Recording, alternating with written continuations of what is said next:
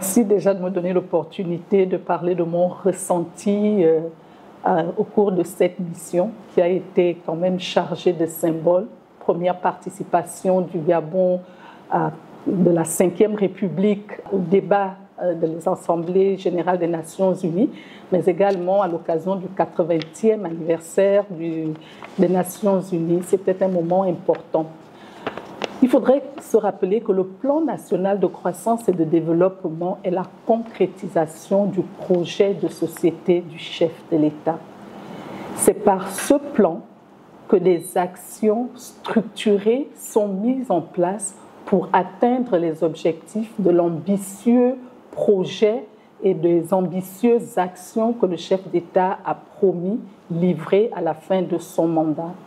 Donc, en invitant les Nations Unies à contribuer à sa mise en œuvre, le président, le chef de l'État, réaffirme son engagement à construire un Gabon fort, un Gabon basé sur une économie forte, des infrastructures fortes, également dont l'impact est visible sur le bien-être des populations.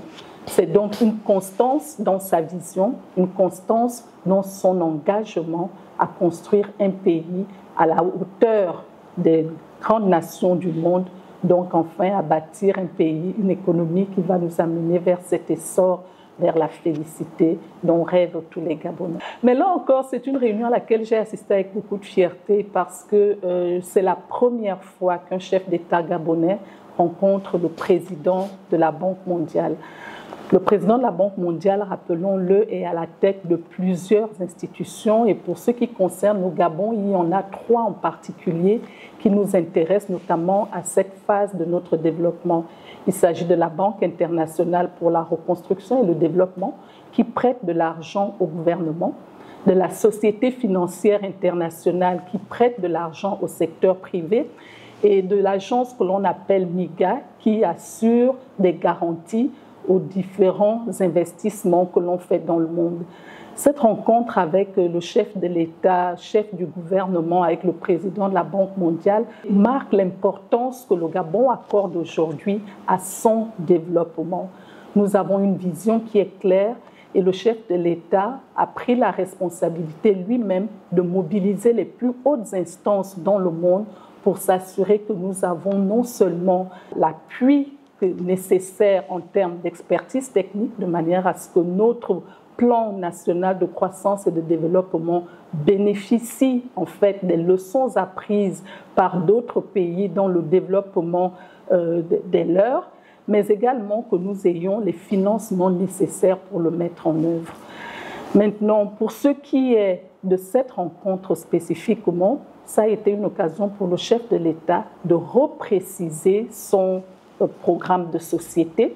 Ça a été une occasion pour lui d'inviter la Banque mondiale à reviser son cadre partenarial avec le Gabon pour un meilleur alignement avec le plan national de croissance et de développement, mais également il a invité à travailler ensemble pour mettre en place des projets qui ont de plus gros impacts sur l'emploi des jeunes, également sur les projets structurants que nous avons, à savoir l'arrêt d'exportation des matières premières et l'arrêt d'importation du poulet de chair.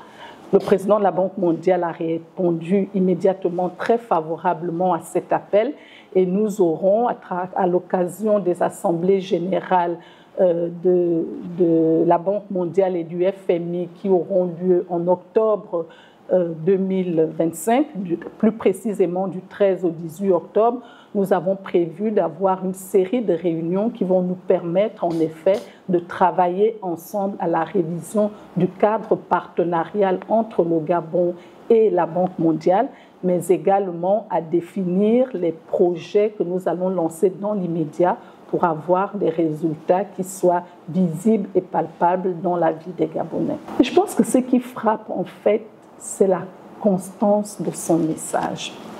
Le chef de l'État porte une vision portée sur la justice et sur la paix.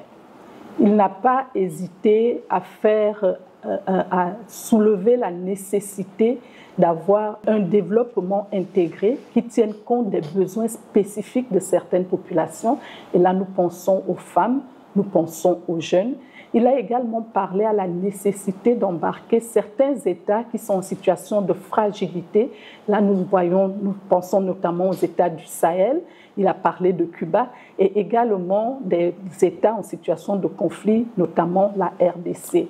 Le monde est une chaîne, c'est un pays dans lequel tout le monde devrait pouvoir se sentir bien. Pour nous, pour le Gabon, bien entendu, le chef de l'État a réaffirmé sa détermination à bâtir un pays avec une économie forte, des infrastructures fortes, mais également qui ont un impact sur le bien-être des populations.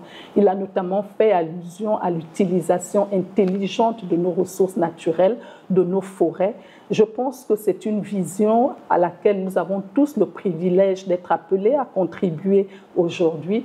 Et le retour que nous avons eu aussi bien des Gabonais que de toute la communauté africaine, continentale et internationale est plutôt favorable et je pense que nous sommes en train de créer un réseau d'alliés avec lesquels nous pourrons travailler et bâtir le monde, non seulement que les Gabonais voudraient, mais également le monde de justice et de paix auquel toute la population du monde aspire. Je pense que les Gabonais devraient réaliser, et ils le réalisent déjà, cela ne devrait pas nous empêcher de le redire, les moments exceptionnels que nous vivons actuellement, avec déjà pour nous en interne l'opportunité que nous avons d'avoir un plan sur lequel nous nous accordons tous. Cet avantage devrait nous donner suffisamment de force, de courage pour nous mobiliser et pouvoir le mettre en œuvre. Et je voudrais peut-être en profiter pour saluer la motivation des compatriotes, des Gabonais à l'étranger que nous rencontrons souvent au cours de nos visites et qui s'adressent à moi tout naturellement en me proposant leur expertise, leur contribution à l'élaboration et plus tard au suivi de la mise en œuvre du plan national de croissance et de développement.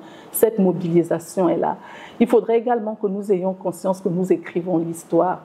Le discours que le chef d'État a fait sur la tribune des Nations Unies est quand même un discours engageant. Il n'y a pas été pour demander quoi que ce soit, il y a été pour parler de son pays, de sa vision, il y a été pour inviter les populations, les experts et tous ceux qui peuvent apporter un savoir-faire pour l'atteinte de ces objectifs à se joindre à nous. Et enfin, il a donné également la position du Gabon qui est celle d'un monde de paix, un monde juste où tout le monde devrait pouvoir se sentir bien.